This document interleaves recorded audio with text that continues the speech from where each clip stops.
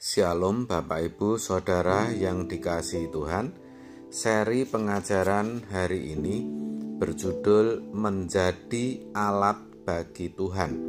Saudara, kalau jujur tidak banyak orang Kristen yang menyadari kalau karakternya rusak dan butuh dibenahi. Padahal orang yang karakternya rusak, metabolisme kehidupan rohaninya pasti juga rusak dan tidak mungkin bisa mengalami damai sejahtera Allah yang sejati. Sebaliknya, semakin baik karakter seseorang, maksudnya baik tentu dalam standarnya Allah, maka metabolisme kehidupan rohaninya akan semakin baik, semakin sehat. Orang seperti ini baru bisa berkata, "Siapa gerangan ada padaku di surga selain engkau? Selain engkau tidak ada yang kuingini di bumi. Sekalipun dagingku dan hatiku habis lenyap, gunung batuku dan bagianku tetaplah Allah selama-lamanya." Mazmur 73 ayat 25 sampai 26. Kalau yang diingini Allah saja, bukan berarti lalu tidak butuh apa-apa ya saudara. Tetapi prinsip hidupnya asal ada makanan, pakaian cukup. 1 Timotius 6 ayat 8. Dan yang namanya kebutuhan jasmani itu relatif. Namanya mau makan hanya lauk tempe dan sambal terasi, atau makan stik wagyu, atau bahkan nasi dengan garam saja, orang tetap bisa hidup kok, betul tidak? Itu karena fleksibilitas tubuh manusia itu luar biasa. Coba kalau kita sakit karena pola hidup yang salah, kita akan kembali sembuh kok ketika kita mulai mengubah dengan pola hidup yang baru. Itulah yang saya maksudkan dengan fleksibilitas tubuh yang luar biasa. Maka orang yang memiliki metabolisme rohani yang baik, ia akan makin mengerti bahwa dalam hidup ini yang diperlukan hanya Tuhan saja.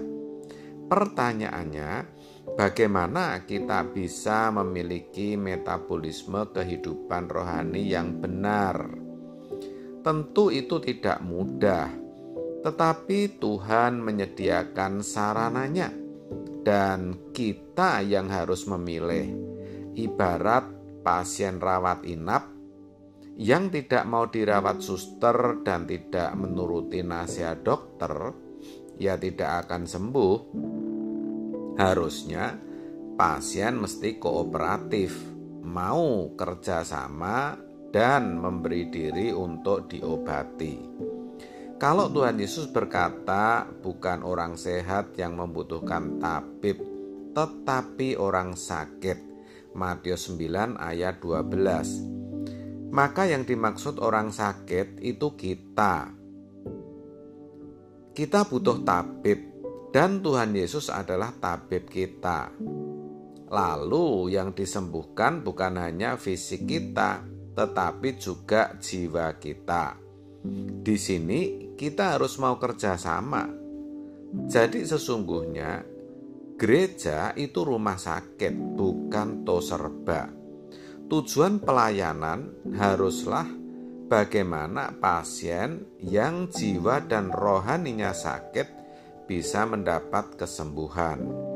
Begitu. Karena orang yang datang ke gereja adalah orang-orang yang butuh disembuhkan atau dipulihkan. Siapa dokternya? Tuhan. Sedangkan para hamba Tuhan dan aktivis adalah para suster. Bagaimana jiwa atau rohani seseorang bisa sembuh dan menjadi indah di mata Tuhan bukan lagi hanya bergantung pada dokter atau suster yang menangani, tetapi ditentukan oleh masing-masing individu. Maka yang pertama, orang harus sadar dulu bahwa dirinya sakit. Jangan seperti ahli-ahli Taurat dan orang-orang Farisi yang merasa dirinya sehat, lalu tidak menghargai Tuhan. Tidak heran kalau Tuhan berkata kepada mereka, bukan orang sehat yang membutuhkan tabib atau dokter, tetapi orang sakit. Saudara, metabolisme kehidupan rohani kita itu belum baik atau tidak baik. Kita harus sadar kita ini sakit. Maksudnya bahwa banyak orang menyadari dirinya masih duniawi, masih punya keinginan-keinginan daging, namun merasa dengan kesadaran itu cukup. Lalu karena kita mengakui diri kita orang berdosa, seakan-akan Tuhan bisa menerima keadaan kita. Akhirnya kita merasa sudah benar dan kita terus hidup dalam kewajaran manusia lain, seakan-akan Tuhan tidak terganggu. Sedangkan hamba Tuhan sebagai suster harus selalu terkoneksi dengan dokternya, yaitu Tuhan. Koneksinya dengan Tuhan tidak boleh putus, harus selalu menangkap frekuensinya Tuhan. Segala sesuatu yang bisa membuat koneksinya dengan Tuhan terputus harus dihindari, sehingga ia bisa menemukan frekuensinya Tuhan, mendengar suaranya setiap saat. Dengan begitu, ia tahu betul apa yang harus disampaikan dalam khotbahnya. Tahu bagaimana mengurai pesan-pesan Tuhan dengan baik. Jangan menunggu mau khotbah baru berdoa, bertanya, Tuhan, apa yang harus hambamu sampaikan? Saudara, dengan mengetahui kebenaran ini, setiap saat kita harus menjaga koneksi kita dengan Tuhan. Ingat, koneksi itu bisa putus atau rusak, yaitu ketika kita punya kesenangan yang Allah tidak senang.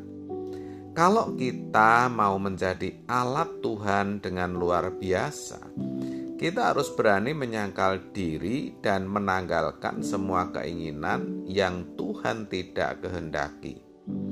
Pokoknya koneksi jangan putus. Kita harus makin dewasa rohani. Salah satu ciri kedewasaan rohani adalah hidup suci, tidak punya kesenangan dunia. Kalau kita hidup suci, koneksi kita dengan Tuhan akan terus tersambung.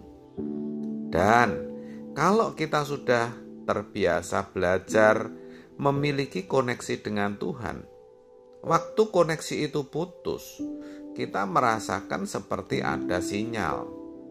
Saat itulah kita harus membuang kesenangan-kesenangan yang Tuhan tidak suka. Maka hamba Tuhan harus bisa menjadi sarana sebagai juru bicara Tuhan. Memang berat, karena untuk menangkap suara Tuhan tidak mudah. Kita akan bisa mengalami Allah itu real, Allah itu nyata. Pengalaman-pengalaman pribadi kita tidak akan bisa kita ungkapkan kepada orang lain. Tidak bisa. Tetapi kita bisa menyimpannya sebagai rahasia iman. Dengan begitu, dengan selalu menjaga koneksi kita dengan Tuhan, kita bisa menjadi alat bagi Dia. Amin. Tuhan Yesus memberkati.